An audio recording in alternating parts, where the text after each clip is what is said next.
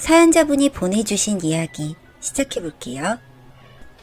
저는 어려서 부모님이 이혼하셨고 또 이혼 직후 부모님이 각자 다른 사람과 재혼했기 때문에 고아처럼 자랐습니다.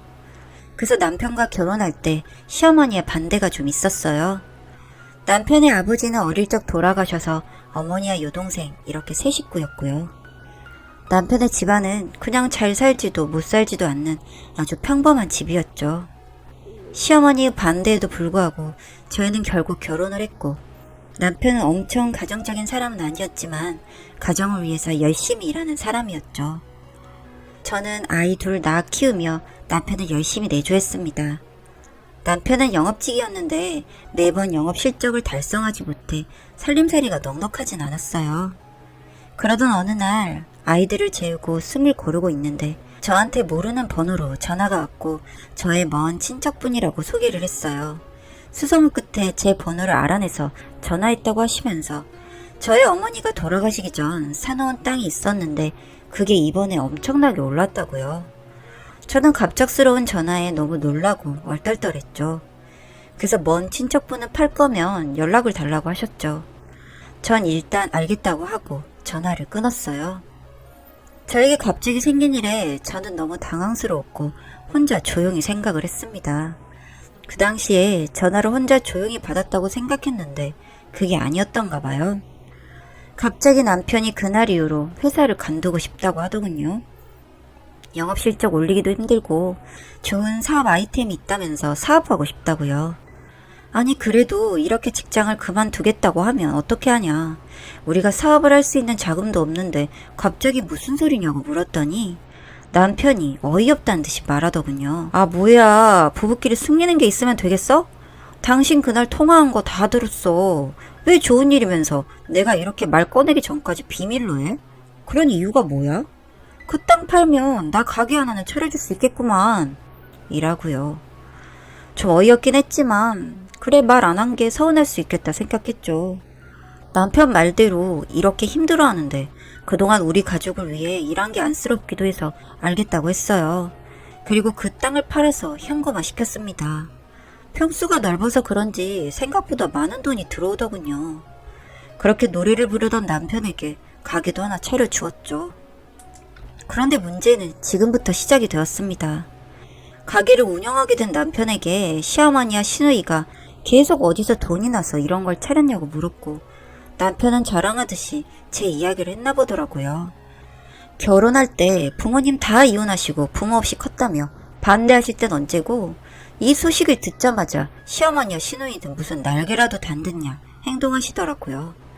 그 둘은 저를 백화점으로 불러서 이거 사달라 저거 사달라 했어요.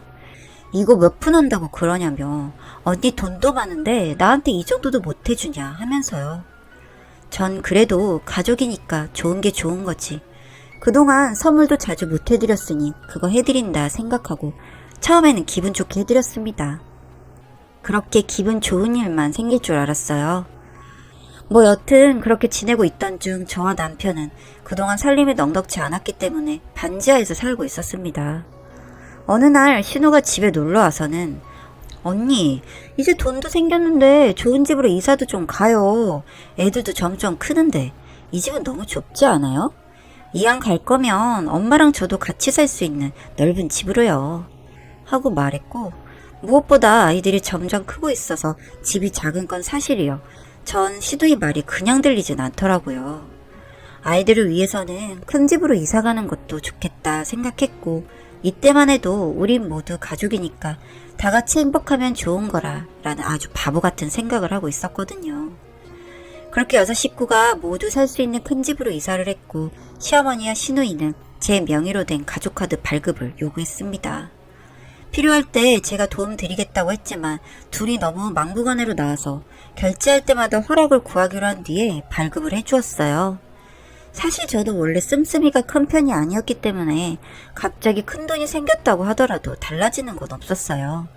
그런데 시어머니와 시누이에게 준 카드값이 점점 늘어나면서 이대로 가다간 다시 빈털터리가 되겠다 생각이 들 정도로 그 둘은 카드를 써대더라고요. 그래서 한날은 시어머니와 시누이에게 카드값이 너무 많이 나오니 정말 필요한 곳에만 사용하시는 거 어떻겠냐고, 이런 씀씀이로 살다간 다시 예전의 생활로 돌아갈 것 같다고 말씀드렸습니다. 그랬더니 시어머니와 시누이는 아주 돈 좀 생겼다고 유세를 떨고 난리라면서 콧방귀나 끼면서 계속해서 사치를 해대더라고요. 어느 한도에 들어서면 그냥 정지를 해버려야겠다고 마음먹고 있던 중이었습니다. 그러던 중 남편의 가게는 엄청 잘 되는 건 아니었지만 소소하게 매출이 나오고 있었어요. 하루는 오랜만에 지나가는 길에 남편의 가게에 들리게 되었습니다. 그런데 남편은 가게를 비워두고 어딜 갔는지 가게에 없더라고요.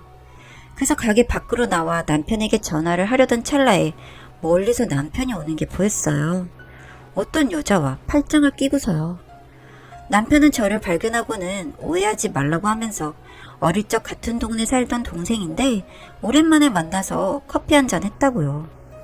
시어머님과 시누이랑도 친한 사이라고 못 믿겠으면 확인해보라고 하더군요. 저는 제가 의심할 틈도 없이 말을 쏟아내는 남편을 보면서도 그런가 보다 하고 넘어갔어요. 바보같이. 그 후 남편은 갑자기 상갓집에 가는 일이 잦았으며 술 먹고 외박하는 일도 잦아졌습니다. 저는 분명 남편이 바람났다고 생각했죠. 하지만 이 집안에 제 편이 없다는 걸 알았고 가족이 없이 자란 저는 제 가정이 너무 소중했기에 저러다 말겠지 하고 안일하게 생각했어요. 그러던 어느 날 남편과 시어머니, 시누이 셋이서 저 몰래 하는 말을 듣게 됐습니다. 그 내용은 정말이지 충격적인 내용이었죠. 지난번 가게 앞에서 팔짱 끼고 마주쳤던 그 여자는 남편이 저와 결혼하기 전 오래 만났던 여자였으며 여자 집안의 반대로 헤어졌다가 지금은 여자가 이혼하고 싱글이 되어 다시 남편과 만나고 있던 거였어요. 그리고 시어머님과 시누이도 그 여자를 꽤나 예뻐했고 잘 따랐으며 저와 이혼하고 그 여자랑 재혼하라는 내용이었죠. 그리고 제 재산의 반을 뺏어서 자기네들끼리 새로운 삶을 살자면서요. 그런데 더 놀라운 건 다음이었습니다. 그 얘기를 몰래 듣고 놀라서 벙쪄 있는데 남편이 방에서 나오더라고요. 파랗게 질린 제 얼굴을 보더니 얘기를 다 들었냐며, 다 들었으면 돌려 얘기하지 않겠다고 당장 이혼해달라고 하는 게 아니겠어요? 정말 들켜서 놀라는 게 아니라 저렇게 당당하고 뻔뻔하게 나오는 게 정말 어이가 없더군요. 저는 고아처럼 살아오다 만든 가정이었기 때문에 이 가정을 깨고 싶지 않았고 절대 이혼해 줄 수 없다고 했습니다. 그랬더니 그날 이후부터 남편의 폐악질은 시작이 되더라고요. 그날 이후로 남편은 더 대담하게 바람을 폈고 마주칠 때마다 이혼 노래를 불렀고 시어머님과 시누이도 저를 보면 이혼 노래를 불렀죠.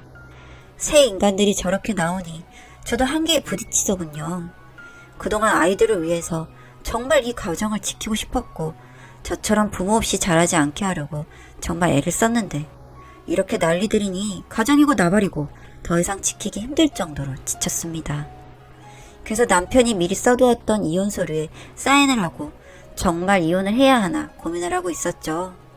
그런데 갑자기 어느 날부터 남편이 저에게 다시 잘해주기 시작하는 겁니다. 이 인간이 또 잘 타일리기 작전으로 이혼을 요구하려는 속셈인가 보다 했고 정말 더 지긋지긋해지려는 찰나 이 인간이 왜 이렇게 변했는지 알게 되었죠. 이혼해서 재산 분할을 하게 되면 본인이 제가 유산받은 재산을 분할받은 요량으로 그동안 이혼 노래를 불렀는데 알고 보니 유산은 재산 분할이 안 된다는 걸 알게 된 겁니다. 그러니 남편은 그 돈을 위해서 저에게 다시 잘해주기 시작한 거죠. 이렇게 바닥까지 보고 나니 저는 더 이상은 안 되겠다는 생각이 들더군요. 이혼은 당연히 하는 걸로 마음먹었고 제 덕으로 누리고 있던 모든 것들을 서서히 뺏어주기로 결심했습니다. 가장 먼저 제가 한 일은 일단 시어머니와 시누이가 쓰던 카드를 분실 정지시켰습니다. 시어머님과 시누이는 그걸 알고 난리가 났지만 저는 그럼 이혼하겠다고 오히려 그 둘에게 큰소리 쳤습니다. 돈줄이 이혼을 해서 떠나겠다니 그 두 사람은 조용해지더군요. 그리고 나서 저는 하나씩 계획을 세우기 시작했습니다. 이 사람들 모르게 집과 가게를 부동산에 내놓았죠. 어떻게 더 열받게 할까 고민하다가 그 집 식구들을 내보낸 뒤 일처리를 해야겠다 생각을 했습니다. 우선 그 세 사람을 그동안 여행도 못 다녔으니 편히 다녀오라고 저는 집에서 애들 학교 보내고 할 테니 편히 쉬다 오라고 했습니다. 제주도행 비행기표와 호텔 예약까지 친절하게 해드렸죠.